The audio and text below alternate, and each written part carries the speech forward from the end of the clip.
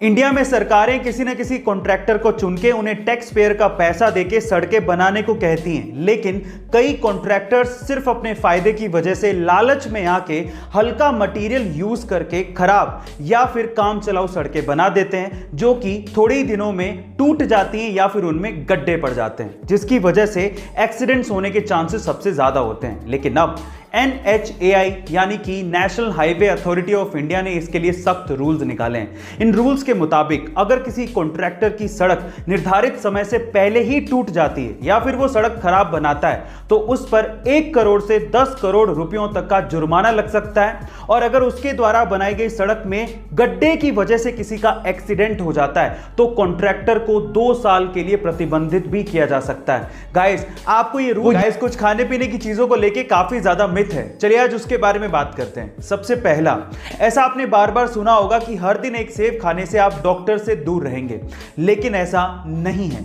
सेब खाने से आपको विटामिन सी और फाइबर की पूर्ति जरूर हो सकती है, लेकिन इसके अलावा भी बहुत सारे न्यूट्रिशंस आपकी बॉडी को चाहिए रहते हैं जो कि सेब में नहीं होते, तो सेब अकेला इसकी पूर्ति नहीं कर सकता।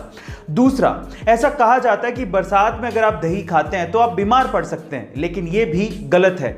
दही में ऐसे बैक्टीरियाज होते हैं जो कि आपके गट की इम्यूनिटी को बढ़ाता है और आपके डाइजेशन सिस्टम को ठीक करता है, इसलिए यह भी एक मिथ ही है।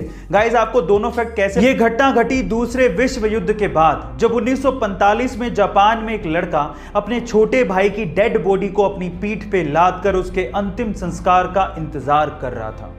अपने छोटे भाई की मौत के बाद उसे रोना आ रहा था, लेकिन अपने होठों को काट कर वो अपने इमोशंस को कंट्रोल कर रहा था। तभी एक गार्ड ने उस लड़के से कहा कि तुम ये भार मुझे क्यों नहीं दे देते।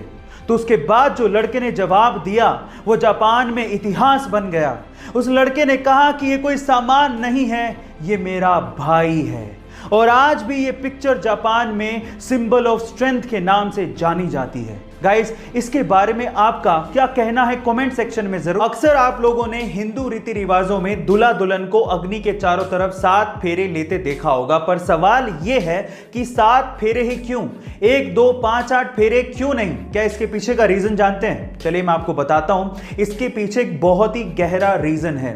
देखिए, एक फेरे का मतलब हो गया 360 डिग्री, और 360 एक ऐसा नंबर है जो कि 1 से लेके 9 तक के मेन नंबर्स में सिर्फ 7 से डिवाइड नहीं होता। आप 360 को 1 से, 2 से, 3 से, 4 से, 5 से, 6 से, 8 से, 9 से डिवाइड कर सकते हैं, लेकिन 7 से डिवाइड नहीं कर सकते। क्योंकि 7 से डिवाइड नहीं कर सकते, इसीलिए 7 फेरे लगवाए जाते हैं ताकि दूल्हा दुल्हन का रिलेशनशिप भी कभी किसी से डिवाइड ना हो।